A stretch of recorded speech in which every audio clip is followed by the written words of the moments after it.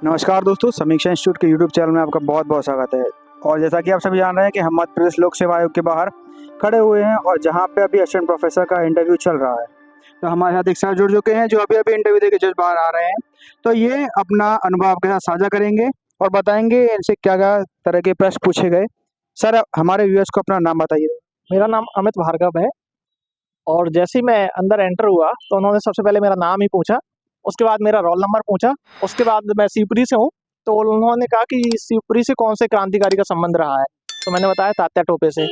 उसके बाद जो बोर्ड मेंबर थे के शर्मा सर, उनका हिस्ट्री के ऊपर ही चला जो भी इंटरव्यू चला। उन्होंने हिस्ट्री से पूछा कि अकबर के धर्म और अशोक के धर्म में क्या अंतर था एवं क्योंकि हिस्ट्री में मेरा इंटरेस्ट कम था लेकिन मैंने ग्रेजुएशन की हुई थी, तो हिस्ट्री के ऊपर ही वो अंदर डिटेल में जाते गए, तो मैंने उन्हें सॉरी कहा। उसके बाद नेक्स्ट मेंबर को उन्होंने शिफ्ट किया, उन्होंने आदिकाल के बारे में पूछा, इसकी समय सीमा कब तक है, इसके समकालीन कवि कौन कौन से रहे हैं आदिकाल के, उनकी कौन सी रचनाएं रही। एक और बोर्ड मेंबर थे, उन्होंने भक्ति काल के विषय में पूछा और मलिक मोहम्मद जायसी के विषय में थोड़ा सा पूछा।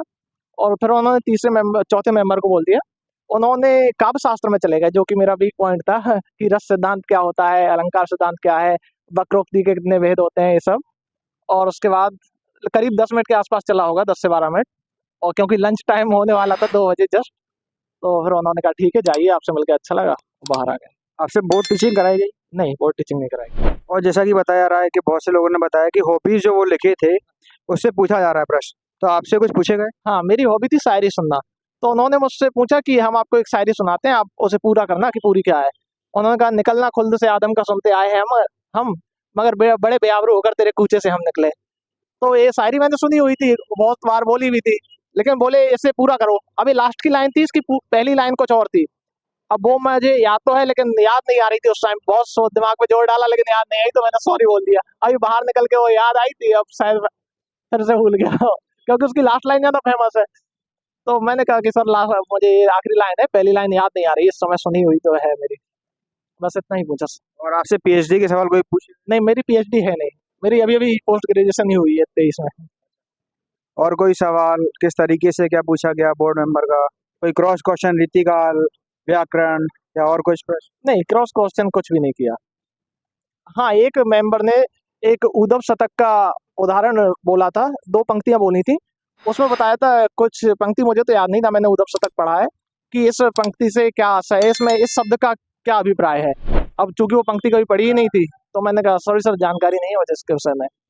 लगभग और यही सवाल था। और कुछ पंक्ति बता के क्या रस है, क्या छंद है, कौन सा वो है, ये कुछ पूछा गया? नहीं नहीं नहीं, केवल वही एक पंक्ति पूछी थी, उसी में पूछा था इस शब्द का आशय क्या है, इसमें कौन सा अलंकार है। तो अलंकार बाद में ध्यान भूल गया, मैंने कहा सर इसका आशय मुझे तो नहीं पता और कुछ बताना चाहेंगे कि किस तरीके से तैयारी करें आज, क्योंकि आज पहला दिन है, अभी बहुत दिन तक चलेगा, तो जो आने वाले स्टूडेंट है वो कैसे क्या तैयारी करें? तैयारी का तो कुछ नहीं, वो उनके दिमाग में जो भी आ रहा है पूछ ले रहे हैं, उन्हें मतलब नहीं है कि किस विषय में पूछा जाए आपसे, किस में आपका इंटरेस्ट ज्यादा है।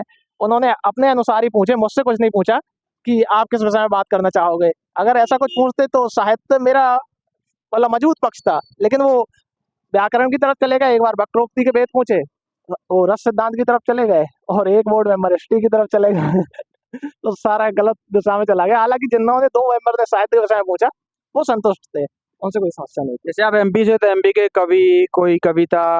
हाँ, एक याद आया, उन्होंने कहा था भवानी प्रसाद मिश्र की कोई प्रसिद्ध कविता कौन सी है, मैंने कहा गीत फरोश, तो उनके दिमाग में दूसरी चल रही थी, तो बोले इसके अलावा कोई और, तो याद नहीं आई। जब तक वो दूसरा क्वेश्चन पूछने लगे तब तक मुझे याद आ गई मैंने कहा सर एक और है, अब मैं फिर से भूल गया वो कौन सी बोली थी। हाँ, सतपुड़ा के घने जंगल, और फिर बोले हाँ ठीक है और कुछ याद आ रहा है आपको जो बताना चाहेंगे? लगभग हाँ, इतना ही हुआ था। ओके सर, धन्यवाद।